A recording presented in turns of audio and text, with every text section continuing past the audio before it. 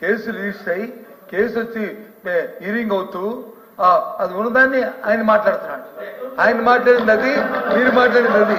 కాబట్టి రిజిస్టర్ అయ్యి అథారిటీగా ఉండి రిజిస్టర్ అయ్యి ఎంక్వైరీ అయ్యి హీరింగ్ అవుతున్న దాని గురించి మాట్లాడుతున్నా అది.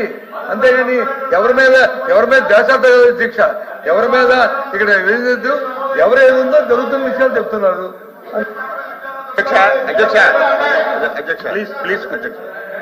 మినిస్టర్ గారు, ఇప్పుడు అధ్యక్ష వీళ్ళు ఫాలో అవుతారో లేదో తెలియదు అధ్యక్ష. ఆ రోజు హైదరాబాద్ లో జరిగిన దానికి వీళ్ళు కేసు పెడితే చంద్రబాబు నాయుడు గారు ప్రమేయం లేదని కింద కోర్టు నుంచి సుప్రీంకోర్టు వరకు అన్ని దగ్గరలో కూడా రిజెక్ట్ అయినటువంటి విషయాన్ని మళ్ళీ సభ్యులు సభలో మాట్లాడుతుంటే మీరు అలాగే ప్రేక్షక పాత్ర వహిస్తే ఎలాగ అధ్యక్ష? చెప్పాలి అధ్యక్ష. ఆ రోజు మీరు మాట్లాడినటువంటిది కేసు కడితే చంద్రబాబు నాయుడు గారికి ప్రమేయం లేదని చెప్పి కింద కోర్టు నుంచి సుప్రీంకోర్టు వరకు వెళ్ళారు అధ్యక్ష. అన్ని దగ్గరలో కేసులన్నీ కొట్టేసి అందులో చంద్రబాబు నాయుడు గారు ప్రమేయం లేదంటే దాని మీద మాట్లాడుతున్నారు. ఈ రోజు మా సభ్యులు దేని మీద ఇచ్చారు అధ్యక్ష? 2014, 19 మీరు మాట్లాడటం ఎందుకు? 19లో మీరు అధికారంలోకి వచ్చారు కదా, అధికారం మీ చేతిలో ఉంది కదా, మీరు ఆ రోజు మేము చేసిన తప్పులుంటే ఏమైనా చేయొచ్చు కదా. మేము ఈ రోజు 2019, 2024 అధ్యక్ష, 2019, 2024 ఆ రోజు ఉన్నటువంటి ప్రభుత్వం ప్రతి స్కీమ్ ని ఒక స్కామ్ గా డిజైన్ చేసుకుని అధ్యక్ష ప్రకృతి ఇచ్చినటువంటి పంచభూతాలు అధ్యక్ష. నేను చాలా సార్లు చెప్పాను, ఇసుక గాని, మైన్స్ గాని, ల్యాండ్స్ గాని, లిక్కర్ గాని, ఈ రోజు అడవలి ఎర్రచందనం గాని టోటల్ గా స్కామ్ చేశారు అధ్యక్ష. మాట్లాడితే మీ దగ్గర అధికారం ఉంది కదా, ఎంక్వైరీ చేయొచ్చు కదా. ఇప్పుడు మా సభ్యురాలు చెప్పింది ఆ పేర్లు నేను ఎత్తదలుచుకోలేదు, ఎందుకంటే నాకు తెలిసింది కాబట్టి సభలో లేనటువంటి పేర్లు ఎత్తను. ఎంక్వైరీ అయింది అధ్యక్ష, రిపోర్ట్లు కూడా ప్రభుత్వం దగ్గరికి వచ్చాయి. ప్రతిదీ సభలో పెడతాం. ఎవరు తప్పు చేసిన కక్ష సాధింపు అనేది మా దగ్గర ఉండదు. లేని వాళ్ళ మీద కేసులు పెట్టే ఆలోచన ప్రభుత్వానికి లేదు. మీలాగా అధ్యక్ష నిన్న గందరగోళం చేశారు అధ్యక్ష పెద్దలు బొత్స సత్యబాబు గారు. ఆయన కూడా 5 సంవత్సరాలు ప్రభుత్వంలో ఉన్నారు అధ్యక్ష. ప్రజాస్వామ్యం అధ్యక్ష, ప్రజాస్వామ్యం అధ్యక్ష. అధ్యక్ష ప్రజాస్వామ్యం అంటే ప్రతి ఒక్కరికి స్వేచ్ఛ ఉండాలి అధ్యక్ష, మాట్లాడే హక్కు ఉండాలి అధ్యక్ష. 5 సంవత్సరాలు నిన్నను వీళ్ళు ఏదో ఒక కార్యక్రమానికి పిలిపించారు అధ్యక్ష. ఎక్కడైనా మేము అడ్డు పెట్టాం అధ్యక్ష? ఎక్కడైనా అడ్డు పెట్టాం అధ్యక్ష? 5 సంవత్సరాల్లో ఆ రోజు ప్రతిపక్ష పార్టీగా, ఆ రోజు శాసనసభ్యుడిగా ఒక కార్యక్రమాన్ని ఆ రోజు ప్రభుత్వం చేసినటువంటి ప్రజా వ్యతిరేక విధానాల మీద ఒక ప్రోగ్రాం ఇస్తే 5వ గంటకే పోలీసులు వచ్చి మా ఇంటికి తాళాలేసి బయటికి కూడా అడుగు పెట్టినటువంటి పాలకులీలు ఈరోజు మా గురించి మాట్లాడుతుంటే బాధ కలుగుతుంది అధ్యక్ష. మీరు చెప్పేటట్టుగా మేము వేగ్గా ఏది మాట్లాడడం లేదు. ప్రతి ఇష్యూ మీద ఎంక్వైరీ జరుగుతుంది. ఒకరోజు ఆలస్యమైన తప్పనిసరిగా మేము పద్ధతి మీద వెళ్తాం, తప్పు చేసిన వాళ్ళకి విడిచిపెట్టం. నేను ఎందుకు ఇంటర్ఫీర్ అయ్యానంటే హైదరాబాద్ నుంచి పారిపోయి వచ్చామని, ఆ రోజు ఏదో ఎమ్మెల్యేల గురించి అవినీతి చేశామని ఇలాంటి సౌకుబారు మాటలు మాట్లాడితే మాత్రం ఊరుకునే ప్రశ్నే లేదు. ఆ కేసు కొట్టేశారు. ఆ రోజు రాష్ట్రం విడిపోయింది.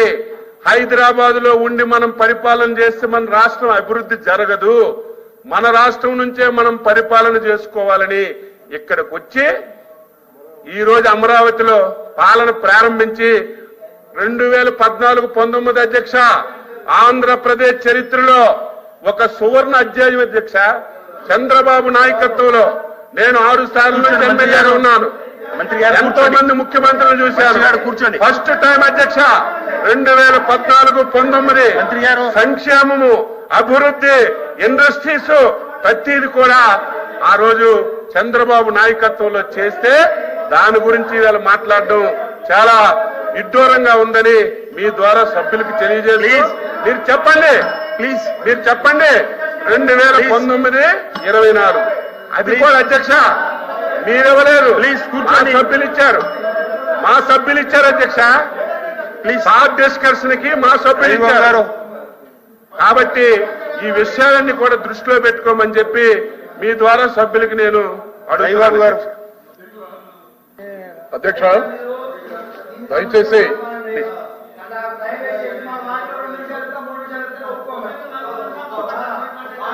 అధ్యక్ష రవిబాబు గారు దయచేసి రవిబాబు గారు దయచేసి గౌరవ మంత్రివర్యులు మేము మాట్లాడేదేమో ఏదైనా అభ్యంతరాలు ఉంటే నేను మాట్లాడిన తర్వాత వారు ఎంతసేపైనా మాట్లాడచ్చు. ప్రతి మాటకి కౌంటర్ ఇవ్వాలన్నటువంటి ఆలోచన మాత్రం దయచేసి మాట్లాడదు అధ్యక్ష.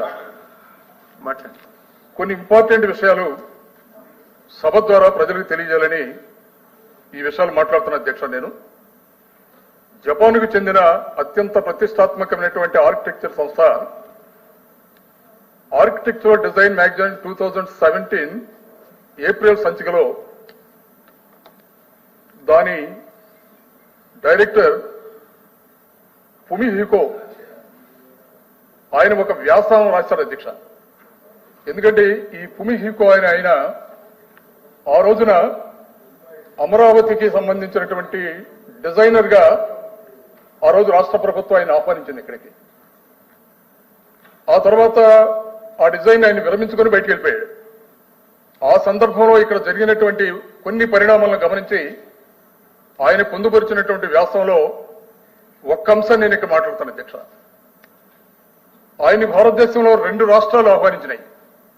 ఒకటి బీహార్, 2 ఆంధ్రప్రదేశ్. కొత్తగా ఏర్పడిన రాష్ట్రంలో క్యాపిటల్ ని బ్రహ్మాండంగా కట్టాలన్న ఆలోచన ప్రభుత్వానికి ఉన్నప్పుడు వారిని ఆహ్వానించారు. ఆయన ఇండియాకు వచ్చిన తర్వాత ఆయన మాట్లాడిన మాటలు యాజిస్టిక్ ని చెప్తున్నా అధ్యక్ష. ఆ వ్యాసంలో ప్రచురించింది, ఇది నా మాట కాదు. 2011 చివరిలో మేము భారత్లోకి అడుగుపెట్టాం. ఈ 5 ఏళ్ల కాలంలో ఇక్కడ పూర్తిగా విరుద్ధమైన 2 అనుభవాలను ప్రత్యక్షంగా చూశాను. అందులో ఒకటి బీహార్ కాగా మరొకటి ఆంధ్రప్రదేశ్. బీహార్లో వ్యాపారం అన్నా అక్కడ పనిచేయాలన్నా చాలా దుర్భరమైనటువంటి పరిస్థితులను చవిచూడాల్సి వస్తుందంటూ ఒక ప్రచారం ఉంది. ఇదే సమయంలో ప్రపంచవ్యాప్తంగా అన్ని ఎయిర్పోర్టుల్లో ease of doing business number 1 state Andhra Pradesh అంటూ అన్ని ఎయిర్పోర్టుల్లో కూడా అతికించినటువంటి పోస్టర్లు కనిపించాయి నాకు. కానీ 5 ఏళ్లలో మాకు కనిపించినది ఏంటంటే బీహార్ రాష్ట్రం ఒక చక్కటి ప్రణాళికతో సుపరిపాలనతో దూసుకుపోతుండగా ఏపీ మాత్రం పూర్తి అయోమయంగా ఏ అంశంపై అవగాహన లేకుండా ఇప్పుడు 19, 24 రాళ్లే ఉన్నారు కదా అధ్యక్ష. అప్పుడు మాట్లాడుకోవచ్చు కదా. ఇప్పుడు వచ్చి 19, 24 మాట్లాడుకోవచ్చు చేశాం. కానీ ఆంధ్రప్రదేశ్ లో ఉన్నటువంటి రాజకీయ పరిస్థితుల దృష్ట్యా, అనిశ్చిత వాతావరణం దృష్ట్యా ఆ ప్రతిపాదనని మేము ఇక్కడ విరమించుకొని మేము బయటికి వెళ్ళిపోయామని ఆ ప్రఖ్యాత డిజైనర్ మాట్లాడాడు అధ్యక్ష. దీన్ని బట్టి ఆ రోజున రాష్ట్రంలో ఏం జరిగిందనేది స్పష్టంగా మనకు అర్థమవుతుంది అధ్యక్ష.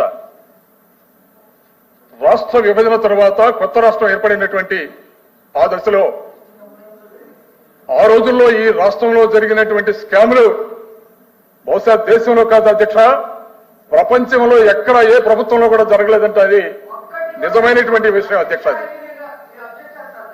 కూర్చోండి. చంద్రబాబు గారు మాట్లాడండి మేడం. కూర్చోండి. 2014-19లో మేడం కూర్చోనివ్వండి అధ్యక్ష. కూర్చోండి. 2014-19లో మేడం కూర్చోండి. ఆనాటి ముఖ్యమంత్రి అధికారంలో ఉండగా పరిపాలన ఎంత గొప్పగా సాగిందో National Council for Applied Economics and Research కూర్చోండి. వాళ్ళు ఇచ్చినటువంటి ఒక నివేదిక ప్రకారం ప్లీజ్ మేడం కూర్చోండి. దేశంలోనే ఆంధ్రప్రదేశ్ అవినీతిలో మొట్టమొదటి స్థానంలో ఉందని ఆ నివేదిక పేర్కొంది అధ్యక్ష. ఇది ఎంత దురదృష్టమైనటువంటి సంఘటన అధ్యక్ష. ఆ నేషనల్ కౌన్సిల్ వాళ్ళు